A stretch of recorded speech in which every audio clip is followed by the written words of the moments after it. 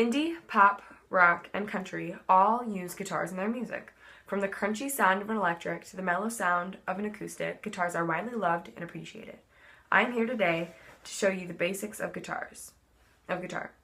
This skill is great for family gatherings, bonfires, and entertainment. I will be explaining 3 main components of learning guitar: what you need, terminology, and how to play it. Let's start with what you need to play guitar. Things you need to learn how to play guitar is, of course, a guitar. You can use acoustic or electric, but I'm going to be using acoustic.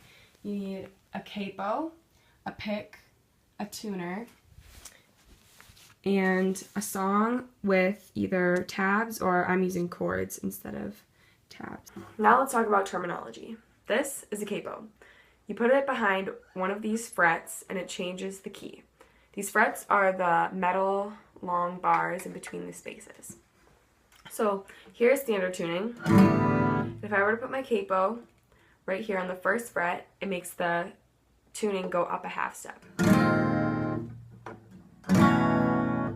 Yeah, so the next term that we use is tablature. And tablature is just a way to write out music for guitar, and it's better for solo if you're... Now that we have learned the terminology, I'll teach you how to read this kind of music. This is usually on an app, but I decided to write it out to make it bigger and clearer so you could see it better, and also so I could record it on my phone.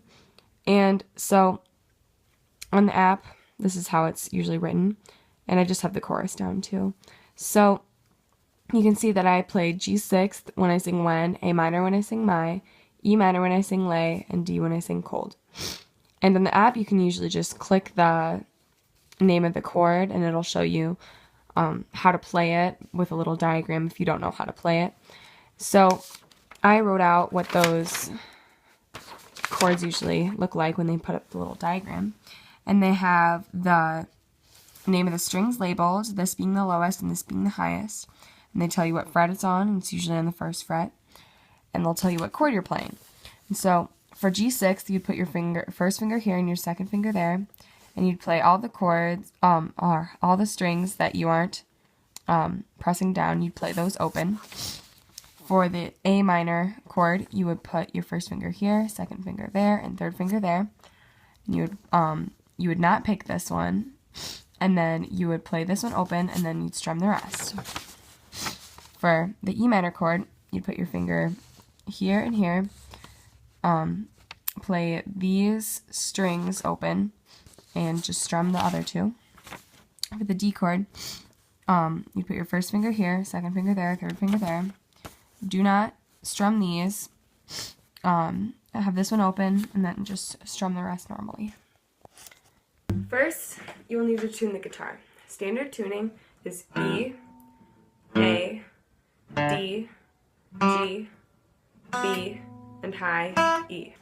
Next, you'll need to look up a song. I chose Work Song by Hosier, and the song says that it's capoed at the 3rd, so I'll take my capo, move to the 3rd fret, which is this one, and place it. Next, you will look ahead to the chords that you will be playing. I will be playing a G6, an A minor, an E minor, and a D. To strum, lightly take your pick and then just lightly graze it over the strings, like this. Try to avoid doing it too hard or too slow, like this, because it makes it too loud and you can't hear your voice if you're trying to sing. And also, if you do it too slowly, then it makes it sound all choppy, like this. Before you sing it, if you want to sing it, then play the chords as they are written.